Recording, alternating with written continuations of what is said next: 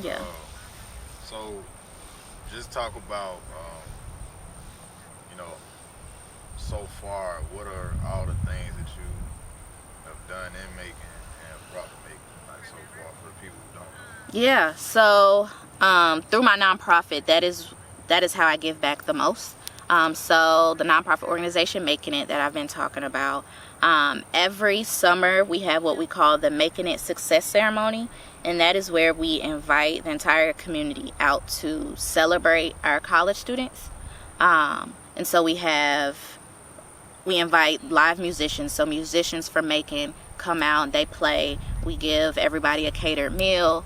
There's a motivational speech. We have a panel discussion so that if anybody wants to learn more about what these students are going through on their campuses, they're able to do that. And so we have that every summer. And so we've done that for 6 years now, which is wild. Over 100 people come every year. It's really a great opportunity for us all to connect and just celebrate people. Because I think after high school, people stop celebrating people. Like, it's like, okay, you get all the awards in elementary, middle school, high school, but after that, boom, you're gone, you're an adult, we don't care anymore. And I just don't believe in that. I believe that people should be acknowledged for the things that they're doing. I think that this world is very heavy, and so any opportunity that we can give people to feel a sense of ease and accomplishment, I should be doing that. And so that is what the MaconIt ceremony is about. And then, like I mentioned earlier, we have the annual high school tour where we go into the local high schools and share our experiences about college with the high school students. We do that every year. And then we do sporadic programs. Sometimes we collaborate with local sororities and fraternities. We've done that several times. We attend panel discussions. We've hosted a lot of virtual events since COVID. You know, we've done a Pass the Mic where we invited different musicians from from Macon to hop on our Instagram, spit a little bit of their material, and pass the mic to another artist. We've done panel discussions online. We've had a MaconIt conference for the first time last year that was extremely successful. People showed up and we allowed the community to learn about, spiritual development, panel discussions with PhD students, with master's programs, and finances, just all the things that we feel like we didn't necessarily get when we were in college. In high school, we tried to bring to the community because we just truly believe that if you give people the access to learn more, they're gonna take it, and that's what I've definitely learned from making it. Talk about graduating. Now we're you're coming back to Macon, you're throwing high school tours, and it's around that time when you graduate. Kind of talk about like that part of your life and what was the next step. High school graduation or college? College. Yeah, so I graduated from Spelman in 2017, and I knew that I wanted to go into a master's program, so I did that. But yeah, so past my master's program where I graduated in 2019, I'm almost 2 years out now, which is wild. I knew that I wanted to be in the community somehow, or help communities, in particularly the Black community, in some way. I didn't know how that was going to show up.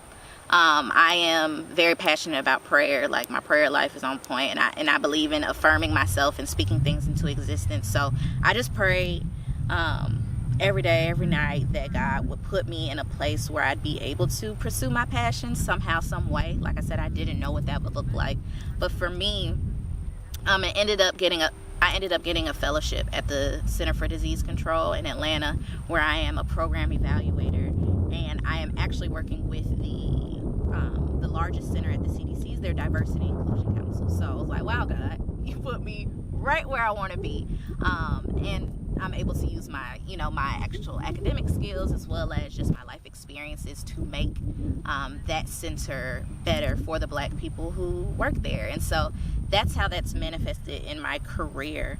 And so I guess post-graduation, I know I was very nervous. I tell this story a lot because it was really just divine. I hadn't heard anything yet from a job. So, you know, I was packing up my apartment in Connecticut because that's where I went to school. I went to Connecticut 2 years.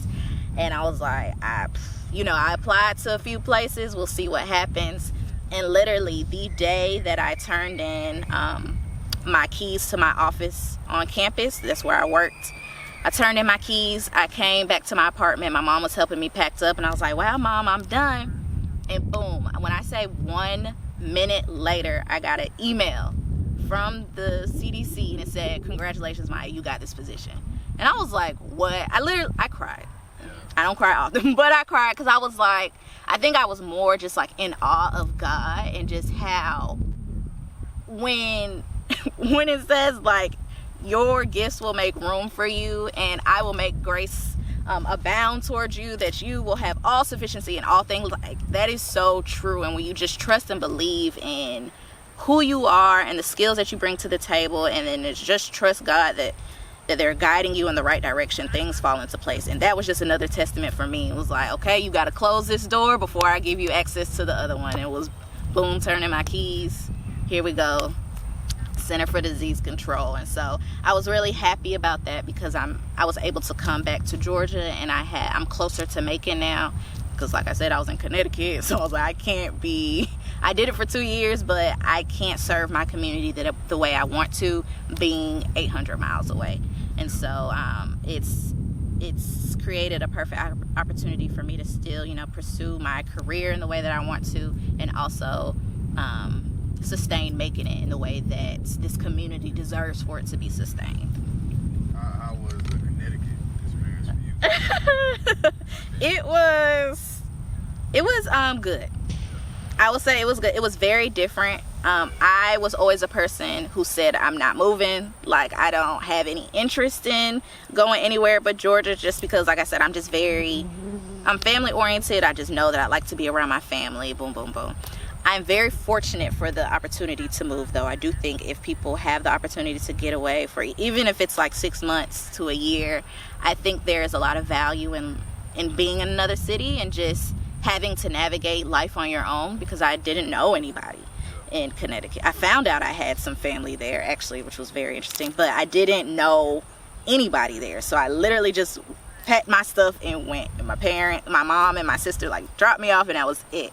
I had some anxiety, which manifested in some like heart palpitations and stuff there. I didn't realize that I was having that much anxiety I think just being away from family and my support system, but then also just being in something entirely new. Like, I'm in a master's program, you know, I'm learning new things, and I was also evolving more into who, you know, myself as a Black woman. So I think all of those things kind of manifested in some intense anxiety. But you know, the experience, all in all, I met some wonderful people, and that's what I'm most grateful for. Like, some friends that I know I'll keep for a lifetime. They truly showed up and showed out for me, and so I definitely thank Connecticut for that, for connecting me with those people.